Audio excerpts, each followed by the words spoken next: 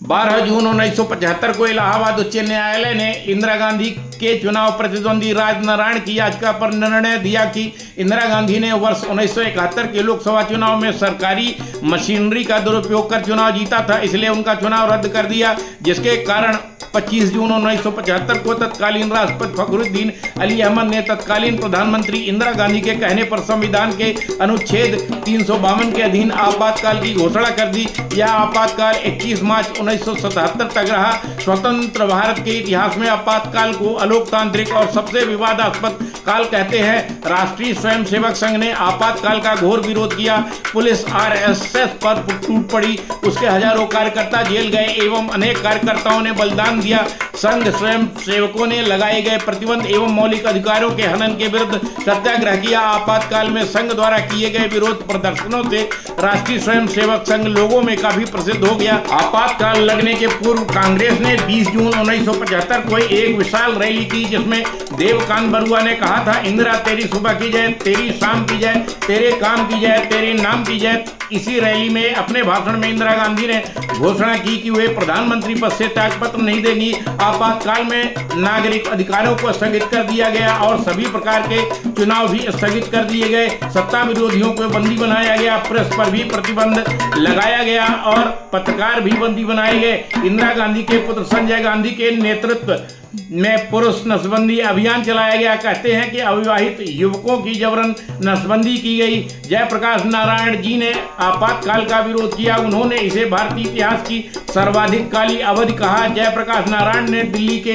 रामलीला मैदान पर विशाल जनसमूह के सामने 25 जून 1975 को कहा, सब विरोधी पक्षों को देश हित में एकजुट होना चाहिए, अन्यथा तानाशाही का राज होगा और जनता दुखी होगी। 25 जून 1975 को रामलीला मैदान में जयप्रकाश नारायण के नेतृत्व में आयोजित लोक संघर्ष समिति के सचिव नानाजी देशमुख ने कहा कि इंदिरा जी के त्यागपत्र की मांग लेकर गांव-गांव में सभाएं की जाएंगी तथा राष्ट्रपति निवास के सामने 29 जून से प्रतिदिन सत्याग्रह होगा। आपातकाल के कारण जनता त्राहिमाम करने लगी थी। सब तरह की संचार व्यवस्था जैसे समाचार पत्र, पत्रिकाओं, मंच, डाक सेवा एवं निर्वाचित विधानमंडलों पर प्रतिबंध लगा दिया गया।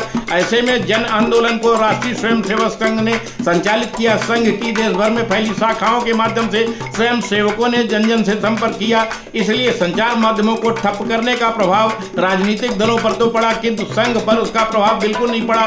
संघ के केंद्रीय निर्णय प्रांत, विभाग, जिला व तहसील स्तरों से होते हुए गांव तक पहुंच गए। अतः आपातकाल समाप्त तक संघ की यह संचार व्यवस्था ठीक से चली। संघ के भूमिगत आंदोलन में कार्यकर्ताओं के घर उपयोगी रहे, जिससे गुप्तचर अधिकारी भूमिगत कार्यकर्ताओं को नहीं ढूंढ पाए। आपातकाल लगने पर सर संघ चालक बाला साहब देवरस ने आह्वान किया था कि स्वयंसेवक अपना संतुलन न खोएं। सर कारवाह माधवराव मूले एवं उनके द्वारा नियुक्त अधिकारी के आदेशानुसार संघ कार्य जारी रखें और जन संपर्क, जन जागृति व जन शिक्षा का कार्य करते रहें। अतः स्वयंसेवकों ने उनके आह्वान के अनुसार ही कार्य किया, किंतु सर संघ चालक बाला साहब देवरस को 30 जून को नागपुर स्टेशन पर गिरफ्तार कर लिया गया। 4 जुलाई 1975 को संघ पर प्रतिबंध लगा दिया गया।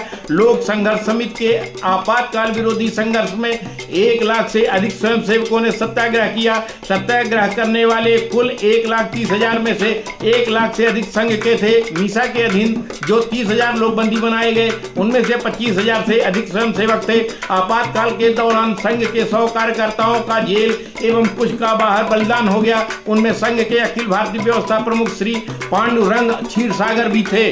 जयप्रकाश नारायण ने अपनी गिरफ्तारी से पूर्व लोक संघर्ष समिति का आंदोलन चलाने के लिए संघ के पूर्णकालिक कार्यकर्ता नानाजी देशमुख को जिम्मेदारी सौंपी थी। जब नानाजी गिरफ्तार हो गए तो यह जिम्मेदारी सुंदर सिंह भंडारी को दी गई। देश को सचेत रखने एवं जनता का मनोबल बनाए रखने के लिए भूमिगत कार्य हेतु संघ के कार्यकर्ता तय किए गए। स्वयं सेवकों ने सत्ता के विरोध में सत्याग्रह किया। 9 अगस्त 1975 को मेरठ में सत्याग्रह किया गया। उसी दिन मुजफ्फरपुर में जगह जगह जोर आवाज वाले पटाखे फोड़े गए। 15 अगस्त 1975 को लाल किले पर जब प्रधानमंत्री भाषण देने के लिए माइक की ओर बढ़ी तो जनता के बीच से 50 सत्याग्रहियों ने नारे लगाए और पर्चे वितरित किए। फिर 2 अक्टूबर 1975 को प्रधानमंत्री के सामने महात्मा गांधी की समाधि पर सत्याग्रह किया गया। 28 अक्टूबर 1975 को राष्ट्रमंडल सांसदों का एक दल जब दिल्ली आया, तब कार्यकर्ताओं ने उन्हें आपातकाल विरोधी साहित्य वितरित किया। आपातकाल के विरोध में 14 नवंबर 1975 को इंदिरा गांधी के सामने नेहरू की समाज के पास नारे लगाए गए। 24 नवंबर 1975 को अखिल भारतीय शिक्षक सम्मेलन में प्रधानमंत्री के सामने मंच पर जाकर सत्याग्रहियों ने पर्चे वितरित किए और नारे लगाए। 7 दिसंबर 1975 को ग्वालियर में संगीत सम्राट तानसेन के रजत जयंती समारोह में उनकी समाधि पर सत्याग्रह किया गया।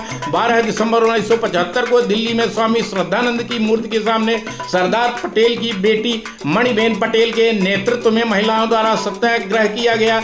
इन सबसे कांग्रेस को बहुत क्षति पहुंची, सरकार की छप धूमिल हुई एवं जनता का आक्रोश बढ़ता गया।